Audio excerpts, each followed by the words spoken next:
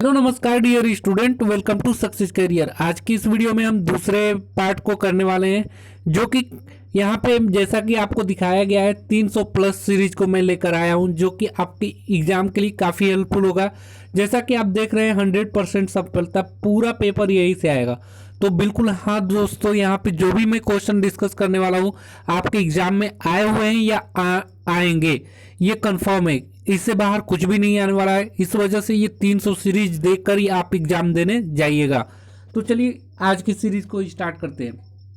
आज की सीरीज को स्टार्ट करने से पहले मैं यहाँ पे कुछ बताना चाहता हूँ दोस्तों। टेलीग्राम ग्रुप और टेलीग्राम चैनल दो चीज़ें हैं। टेलीग्राम चैनल को ज्वाइन करिए पीडीएफ पाने के लिए, और टेलीग्राम ग्रुप को ज्वाइन करिए अपनी प्रॉब्लम को डिस्कस करने के लिए अपने दोस्तों के साथ, क्योंकि टेलीग्राम ग्रुप में अधिकतर सीआईटीएस के स्टूडेंट जुड़े हुए हैं और एक दूसरे से बातों के शेयर करते हैं।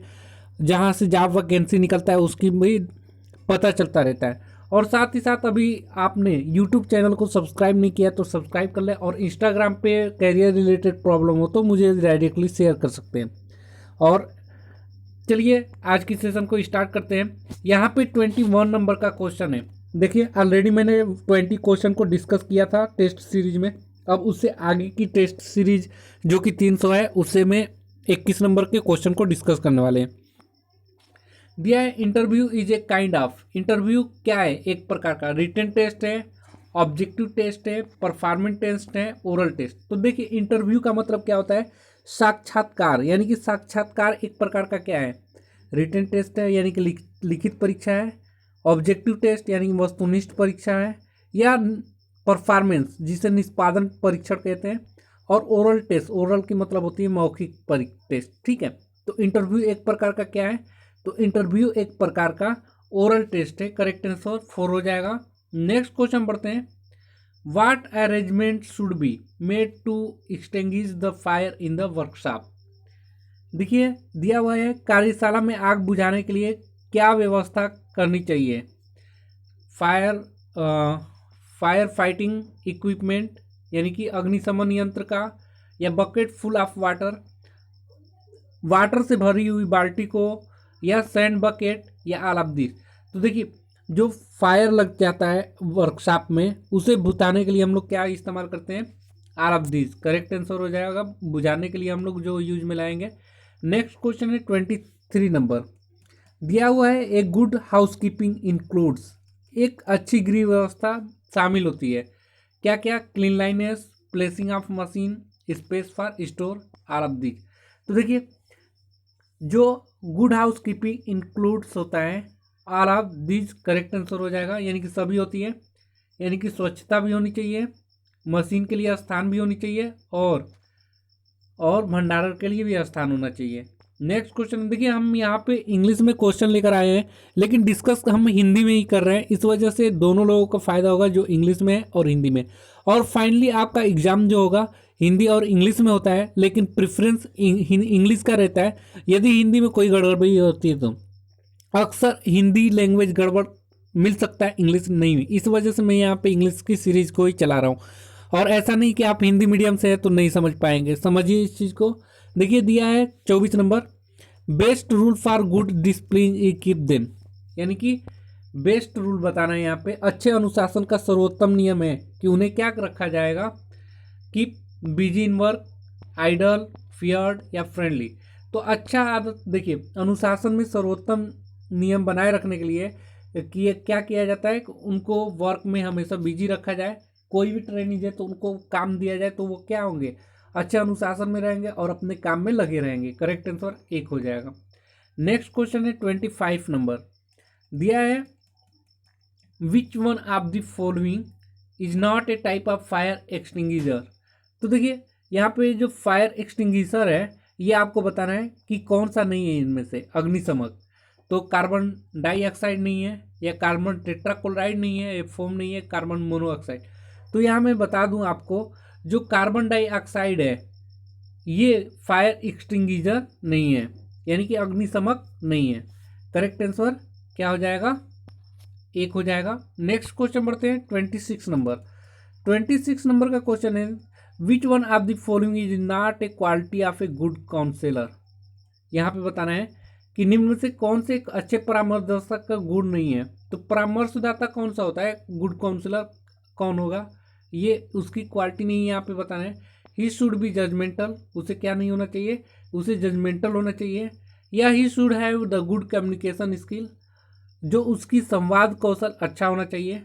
ही should have capacity to understand other feelings, उसे कैपेसिटी होनी चाहिए, क्षमता होनी चाहिए कि दूसरे की क्या कर सके, फीलिंग को अंडरस्टैंड कर सके, समझ सके। ही शुड बी डिसेंटली ड्रेस्ड, और उसकी शिष्टता से वस्त्र धारण करना चाहिए। तो देखिए यहाँ पे जो दिया हुआ है, which one of the following is not quality of a good counsellor, तो उसके जो क्वालिटी नहीं होनी चाहिए, ही शुड बी जजमेंटल, उसे जजमेंटल यानी कि जजमेंटल नहीं होनी चाहिए। करेक्ट आंसर हो जाएगा एक। नेक्स्ट क्वेश्चन बढ़ते हैं। देखिए नेक्स्ट क्वेश्चन जो 27 नंबर है, याद रखिएगा जो भी क्वेश्चन आप कर रहे हैं सभी इंपॉर्टेंट है आपके एग्जाम के लिए। यदि आप यहाँ पे 300 प्लस सीरीज को करके जा रहे हैं तो 100 में 100% आप करके ही आएंगे, एक भी क्वेश्चन आपका छूटेगा नहीं। चलिए 27 नंबर का क्वेश्चन का आंसर दीजिए। दिया है ए स्वॉट analysis consist of a all of the following element except, तो यहाँ पे फॉलोइंग एक्सेप्ट कर दिया है ए स्वॉट एनालिसिस के बारे में। तो स्वॉट एनालिसिस होता क्या है, उसमें कौन सा कंसिस्ट नहीं करता है ये बताना है। ए स्वॉट analysis consist of a all of the following element except, कौन सा छोड़कर स्वॉट एनालिसिस में। तो देखिए स्वॉट का मतलब होता है, सबसे पहले यहाँ पे तो जो आंसर हो जाएगा इसका करेक्ट आंसर ऑर्गेनाइजेशन नहीं होता है। बाकी आप देखेंगे तो एस का मतलब होता है स्ट्रेंथ, डब्ल्यू का मतलब होता है वीकनेस, और ओ का मतलब होता है अपॉर्चुनिटी, और टी का मतलब होता है थ्रेट। तो स्वॉट का फुल फॉर्म याद रखिएगा, इसी से आपको बताना है। तो यहाँ पे ऑर्गेनाइजेशन नहीं हो सकता, एस से स्ट्रेंथ होता है, डब्ल्यू से वीकनेस होता है, और ओ से क्या बताया अभी हमने, अपॉर्चुनिटी होता है, और टी से थ्रेट, ये याद रखना है, स्वॉट का फुल फॉर्म है। नेक्स्ट क्वेश्चन है 28 नंबर, दिया है which of the following is not the stages of counselling, निम्नलिखित में से कौन सा परामर्श की अवस्थाएं नहीं है। गिविंग सिंपैथी यानी कि सहानुभूति देना, आइडेंटिफिकेशन ऑफ प्रॉब्लम यानी समस्या का आइडेंटिफिकेशन करना, डायग्नोसिस यानी कि पहचान करना, और फॉलो अप यानी कि अनुवर्तन करना। तो यहाँ देखिए जो यहाँ पे बताया गया है काउंसलिंग का जो परामर्श की अवस्थाएं नहीं है वो है परामर्श की अवस्थाएं गिविंग सिंपैथी, ये करेक्ट आंसर हो जाएगा। Giving sympathy is not the stages of counselling. Next question है an entrepreneurs primary motive to motivation for the starting a business is, एक एंटरप्रेन्योर्स होते हैं यानी कि एंटरप्रेन्योर्स को बोला जाता है उद्यमी। एक उद्यमी जो है प्राइमरी मोटिवेशन उनका क्या होता है, किसी भी बिजनेस को स्टार्ट करने के लिए, तो उनका मोटिव जो होता है, देखिए ऑप्शन को पढ़िए और करेक्ट आंसर यहाँ पे लगाना है। टू बी ए इंडिपेंडेंट, तो जो उद्यमी होते हैं वो बिजनेस क्यों करते हैं कि वो इंडिपेंडेंट रहें, क्या रहें, वो स्वतंत्र रहें। करेक्ट आंसर यही हो जाएगा उनका। देखिए जो उद्यमी होते हैं उनका ये मेन पर्पज नहीं था कि to make money, to be famous, to be powerful, वो स्वतंत्र होना चाहते हैं हर एक क्षेत्र से, चाहे वो पैसा हो, चाहे फेमस हो या पावरफुल हो। इस वजह से उद्यमी क्या करते हैं, टू बी इंडिपेंडेंट बनना चाहते हैं, वो स्वतंत्र होना चाहते हैं हर एक क्षेत्र से। नेक्स्ट क्वेश्चन है 30 नंबर, दिया है which of the following is A not social stresses, social stresses इनमें से कौन सा नहीं है। सोशल स्ट्रेसेस का मतलब है सामाजिक तनाव, ठीक है, तो सामाजिक तनाव नहीं है इसमें, बताना है कौन सा तनाव नहीं है, सामाजिक। मेनोपॉज, देखिए मेनोपॉज का अर्थ होता है रजोनिवृत्त, जो लड़कियों का मासिक आता है उसको मेनोपॉज बोला जाता है, ठीक है। लॉस ऑफ लव वन यानी कि प्रियजन की मृत्यु। तीसरा है फाइनेंशियल प्रॉब्लम यानी कि वित्तीय प्रॉब्लम, वित्तीय समस्या। और चौथा है जॉब इंटरव्यूज, नौकरी की साक्षात्कारता। तो सोशल स्ट्रेसेस इसमें नहीं है, तो मेनोपॉज जो करेक्ट आंसर हो जाएगा। मेनोपॉज ये सोशल स्ट्रेस नहीं है यानी कि सामाजिक तनाव नहीं है। बाकी सामाजिक तनाव कौन कौन से, लॉस ऑफ लव वन यानी कि प्रियजन की मृत्यु, फाइनेंशियली प्रॉब्लम होगा या जॉब की इंटरव्यू होगा तो आपको सोशल स्ट्रेसेस हो सकते हैं। नेक्स्ट क्वेश्चन है 31 नंबर, क्वेश्चन दिया है which one of the following is a best tool for the scheduling classes work priorities and due date. यानी कि यहाँ पे आपको बताना है कक्षाओं, कार्य प्राथमिकताओं, देय तिथियों को शेड्यूल करने के लिए निम्न से कौन सा सर्वोत्तम टूल्स है? Calendar, notebook, project board, calculator. तो देखिए करेक्ट आंसर क्या हो जाएगा? कैलेंडर। कैलेंडर जो है इससे हमारा बेस्ट टूल है एक तरह से, जो कि शेड्यूल क्लास कैसे लेना है, वर्क की प्रायोरिटीज कैसे है, यानी कि कौन सा वर्क आपको पहले करना है, कौन से डेट में करना है, ये सभी चीज़ें आपको कैलेंडर एक टूल्स है। ये बहुत ही अच्छा है कि आपको कक्षाओं, कार्य प्राथमिकताओं, देय तिथियों शेड्यूल करने के लिए सर्वोत्तम टूल्स मान सकते हैं कैलेंडर। करेक्ट आंसर एक हो जाएगा। नेक्स्ट क्वेश्चन बढ़ते हैं 32 नंबर। ठीक है, 32 नंबर का क्वेश्चन आपके सामने है दोस्तों। ए और यहाँ पे फिल इन द ब्लैंक्स रहेगा, यानी कि डॉट डॉट यहाँ पे रहेगा। तो A dot dot is the one who knows the ways, goes the ways and shows the way. यानी कि ऐसी चीज़ें बताइए कौन से होते हैं कि जो जो क्या करते हैं कि वह है जो मार्ग जानते हैं, मार्ग पे चलते हैं और मार्ग दिखाते हैं। तो वो कौन होते हैं? लीडर होते हैं। कौन से होते हैं? लीडर जो होते हैं ये क्या करते हैं? मार्ग को दिखाते हैं और उन मार्ग पर चलते हैं और मार्ग को क्या करते हैं? जानते हैं। लीडर। करेक्ट आंसर हो जाएगा लीडर। नेक्स्ट क्वेश्चन है 33 नंबर।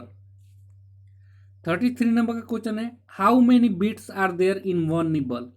तो वन निबल में कितने बीट्स होते हैं ये बताना है आपको। तो याद रखिएगा वन निबल में जो बीट्सों की संख्या होती है वो 4 होती है। ठीक है, तो one nibble equal to 4 bits, याद रखिएगा। ऐसे ही आपका पूछ सकता है क्वेश्चन कि वन बाइट BYT, तो 1 बाइट इक्वल टू तो 8 बीट, याद रखिएगा। ऐसे ही पूछ सकता है कि देखिए यहाँ पे आपका पूछ सकता है कि 1024 KB इक्वल टू कितना होता है? 1 MB होता है। ऐसे ही याद रखिएगा 1024 MB बराबर 1 GB होता है, 1024 GB बराबर 1 TB होता है ना। तो इतनी डाटाएं आपको याद रखना है, पूछ सकता है। नेक्स्ट क्वेश्चन है 34 नंबर। 34 नंबर का क्वेश्चन है which one of the following is A not an email service. ठीक है, तो इनमें से ईमेल सर्विस कौन नहीं है ये बताना है। Not an email service, email service कौन नहीं है? याहू मैसेंजर, जीमेल, रेडिफमेल या माइक्रोसॉफ्ट आउटलुक। तो देखिए यहाँ पे जो करेक्ट आंसर हो जाएगा ये याहू मैसेंजर जो है ये एक ईमेल सर्विस नहीं है। ये क्या है? याहू मैसेंजर एक सर्च इंजन है। याहू मैसेंजर एक सर्च इंजन है, इसके द्वारा सर्च किया जाता है। बाकी आपका जीमेल, रेडिफमेल, माइक्रोसॉफ्ट आउटलुक ये क्या है? ईमेल सर्विसेज है। नेक्स्ट क्वेश्चन है 35 number. When was Bloom's taxonomy of educational objectives created? Bloom के शैक्षिक उद्देश्यों का वर्गीकरण कब बनाया गया था? तो ब्लूम्स का जो शैक्षिक उद्देश्यों का वर्गीकरण है ये कब बनाया गया था? तो ये बनाया गया था 1956 में, याद रखिएगा। करेक्ट आंसर हो जाएगा ए पार्ट। नेक्स्ट क्वेश्चन है 36 नंबर। 36 नंबर का क्वेश्चन है 37 number. National policy of skill development and entrepreneurship was launched in. ये देखिए नेशनल पॉलिसी NPSD, याद रखिएगा ये NPSD का फुल फॉर्म है। ये इसे कब बनाया गया था? तो इसे बनाया गया था 2015 में। करेक्ट आंसर 2015 हो जाएगा। NS दिया है national policy of skill development and entrepreneurship, कब बनाया गया था? 2015 में। नेक्स्ट क्वेश्चन है 38 नंबर। दिया है which of the following is not a method of acquiring skill. ठीक है, इसमें दिया हुआ है एक्वायरिंग स्किल जो है यानी कि कौशल अर्जित करने की विधि नहीं है। कौन सा? तो करेक्ट आंसर जो हो जाएगा कौशल जो है इसे अर्जित नहीं किया जा सकता, लीडरशिप को अर्जित नहीं किया जा सकता। बाकी ऑब्जर्वेशन, रिपीटेशन ये क्या है? एक्वायर कर सकते हैं, लेकिन लीडरशिप को एक्वायर नहीं किया जा सकता। नेक्स्ट है 39 नंबर। चलिए 39 नंबर पे चलते हैं। दिया है in learning psychology skill is related to hand. Skill is related to hand यानी कि शिक्षा मनोविज्ञान में कौशल हाथ से संबंधित है। इसी तरह इन द सेम वे इसी तरह एटीट्यूड इज रिलेटेड टू, जिस प्रकार आपका साइकोलॉजी स्किल से संबंधित है, psychology skill related to hands, उसी प्रकार एटीट्यूड किससे रिलेटेड है, हार्ट से, हेड से, आई से, ऑल ऑफ दिस से। तो जो एटीट्यूड है ना, ये किससे रिलेटेड है, हार्ट से रिलेटेड होता है। किससे, हार्ट से रिलेटेड होता है। नेक्स्ट क्वेश्चन है 40 नंबर। 40 नंबर का क्वेश्चन है storing the information in mind and recalling whenever it is needed against A stimulus response is called. ये क्वेश्चन मैं एक बार करा दिया था, फिर भी मैं यहाँ पे रिवीजन करा दे रहा हूँ, जो कि आपको याद रखना है। इसे हम लोग क्या बोलते हैं, यानी कि सूचनाओं को मस्तिष्क में संग्रहित करना और उसकी आवश्यकता पड़ने पर उद्दीपन प्रतिक्रिया के विरुद्ध पुनर्स्मरण करना क्या कहलाता है, तो मैं बताया था रिटेंशन कहलाता है। रिटेंशन यानी कि अवधारणा कहलाती है। क्या कहलाता है, अवधारणा। इस प्रकार आज की वीडियो में 40 क्वेश्चन नहीं रखते हैं। कल की वीडियो जो होगी आगे 41 से कराऊंगा, जो कि टेस्ट सीरीज है 300 क्वेश्चन का। तो आपको 300 सीरीज की क्वेश्चन को पूरा मैं सॉल्व कराऊंगा, और साथ ही साथ मैं यहाँ पे आपको बता दूं कि 100% आपके क्वेश्चन जो भी सीरीज चलाया गया है इससे फंसने वाले हैं। इसलिए आप विश्वास करके इस वीडियो को अंत तक जरूर देखिएगा, और चैनल पर नए होंगे तो सब्सक्राइब करिए, और अभी तक इस वीडियो को लाइक नहीं किया है तो एक लाइक करिए, और अपने दोस्तों के साथ भी इस वीडियो को शेयर करें। आज के लिए वीडियो में इतना ही। Thanks for watching this video guys.